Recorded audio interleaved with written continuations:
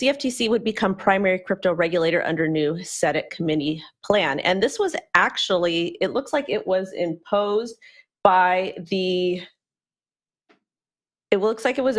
Senate Agriculture Committee, and they oversee the CFTC. And they basically introduced a new bill that grants the CFTC exclusive jurisdiction over crypto trades that meets commodities law.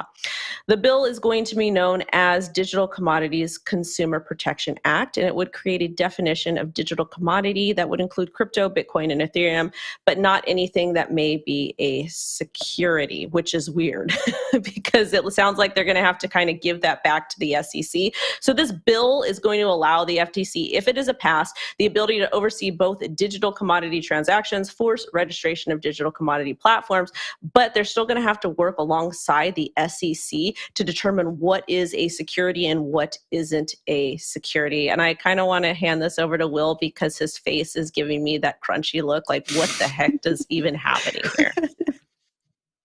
My favorite thing about this whole story was the Agriculture Committee, right? The fact that we're having the Agriculture Committee decide what is crypto regulation or not. This just tells you like how backwards some of our things are, some of our legislation, some of our government entities out there. Like Agriculture Committee probably set up in the 1800s sometime when the most prominent commodities on people's minds were like wheat futures or something of that sort. So that's just sort of a funny take here. From the angle of the CFTC deciding what is a commodity and what is not, doesn't seem like this is really involved in that bill. What is involved in this bill is the CFTC has a little bit more guidance on over Bitcoin and over Ethereum and over any other crypto token that makes it from that security classification to a commodity. There's been like this unspoken rule around crypto that over time, as it becomes more decentralized, it can transform from a security into a commodity. And there's even been some SEC and CFTC heads who've more or less acknowledged that. Still, it's not an actual established law that is the case. And a lot of people are still waiting for the SEC to give out solid information around what is a security and what is not a security when it comes to crypto tokens. We've talked about that endlessly on the show. And I'm sure in 5 years, we will still be talking about that endlessly.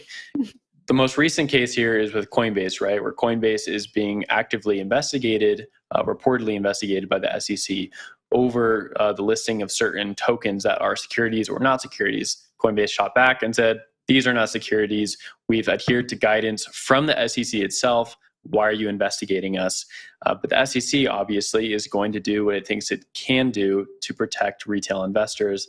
CFTC is on the other side of that saying Bitcoin, Ethereum have moved into commodities. They are not securities. They have different classifications for a reason based on their features. And so there should be some difference in the guidance here going forward.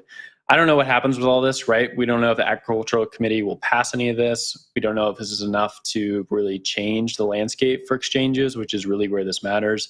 And we don't know if this is enough guidance for like your average token holder Joe to be able to buy Bitcoin and buy Ethereum, not have to worry about the SEC coming after them. That remains for another day. Jen, I'll take it up to you though. Yeah, so this bill, I think, is a step in the right direction, but it still requires the CFTC to define what a commodity is and the SEC to define what a security is. And so far, it looks like they're not in agreement just by reading news stories. Gary Gensler has been very outspoken about his opinion that ETH is a security, and he's actually said most cryptos are securities. So I think having the SEC and the CFTC working together on this adds more confusion and more uncertainty to the regulatory atmosphere. And so I don't know. I think if this bill goes through, it is a small step in the right direction, but I think we're going to see a lot of arguing in between the two bodies. What I've focused on, though, is the blog post mentioned right at the end of the article that was published by Coin Center, and it mentioned the definition of dealer. So the definition of dealer in this particular bill is referring to anyone who buys and sells crypto, regardless of if they buy and sell as a business.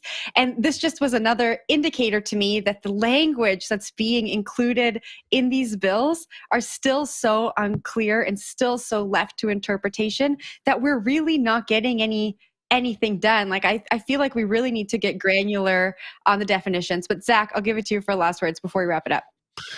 I just think the corn future stuff is really funny. How Bitcoin isn't easily classifiable. So is regulated in the context of like corn and commodities. So anyway, when we pivot to CoinDesk TV, this today is the day. Today is the day.